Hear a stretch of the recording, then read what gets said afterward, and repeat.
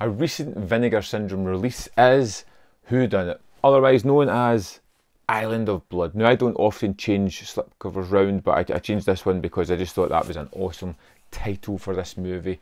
And this is a typical kind of slasher movie. Very typical of the time, follows a lot of the tropes and is a basic setup. Take a group of people to a certain location and start killing them off in elaborate fashions. And in this one here, we have the cast of a small low budget movie who've gone to this island to make their film, and they slowly start to, well, die in really fantastic ways. And this movie has this really weird conceit of this tape player, this song that is horribly aggressive, annoying, and something that you dread to hear.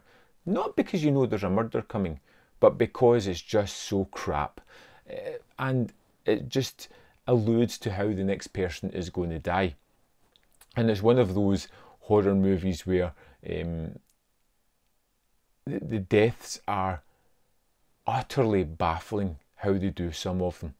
But I appreciate that kind of creativity and craziness within somebody's plot. You know, at one point early on, someone is boiled alive in a swimming pool. It's never really going to happen, but man, is it impressive. Is the special effects fun? Hell yes. Was it a character I didn't mind seeing going? Yes, it was. And there's other fun sequences like that as well. There is someone who is dispatched by having acid poured into their shower, and we watch them melt in front of our very eyes. The cast of characters are about as bland and banal as you would expect in a typical early 80s slasher movie. There's nothing there that really attracts me to any of them. I didn't care who was going to be the final person here. I wasn't too enamored with who was going to be the killer. I just didn't really care. It was just a typical slasher, but one that ticked all of the boxes. It had plenty of kills. You didn't go too long without one. They were varied in their styles, and they were commonplace within this movie.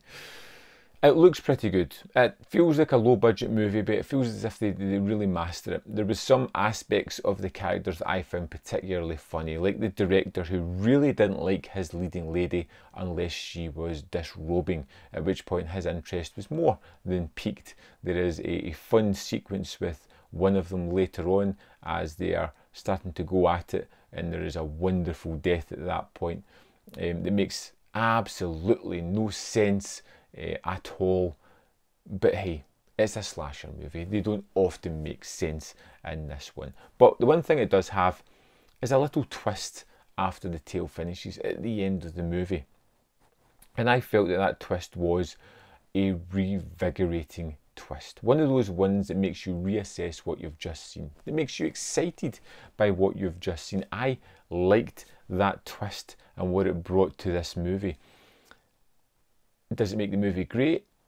No, far from it. It was just a nice addition and explains a lot of the shortcomings that's there throughout the movie.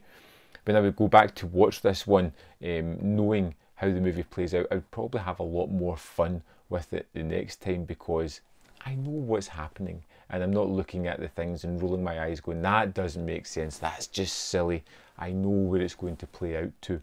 But that song, which I'll mention again, is absolutely atrocious. The repeated words of, whether it be stab me, I don't know, boil me, it's just bonkers. It's pointless. It's something that I don't really know, even after the twist, why it's there, what purpose it has. It seems almost completely superfluous to everything else and just completely unnecessary. Anyway, Whodunit, or Island of Death, is a really fun slasher movie. You know exactly what you're getting here. It's not going to elevate the subgenre. It is exactly what it should be, and sometimes you've just got to be happy with that. It's definitely a beer and pizza movie, and I would love to know your thoughts on this one. Let me know in the comment box below, and I'll see you next time on Man v Film.